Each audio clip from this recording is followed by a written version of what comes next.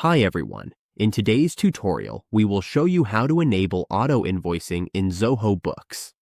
Automating invoices helps us save time, reduce manual errors, and make sure clients are billed accurately and on schedule.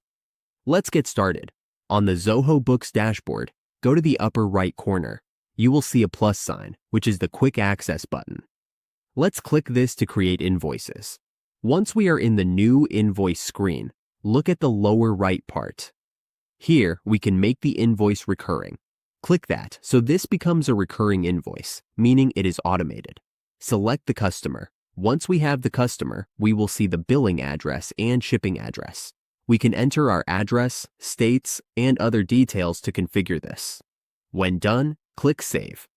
For the shipping address, it is the same as the billing address.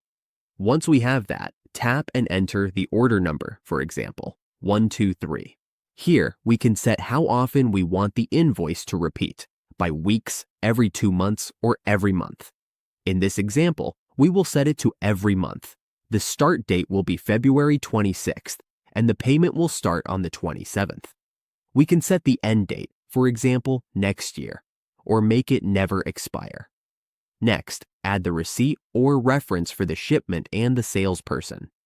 Just enter the subject to let your customer know what the invoice is for, such as, "This invoice is for the receipt of the month."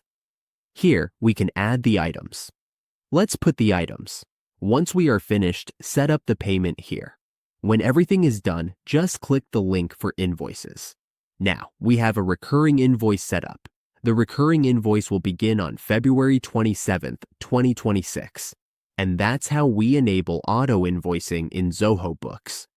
Once it's set up, we should monitor our recurring invoices and email notifications to make sure everything runs smoothly.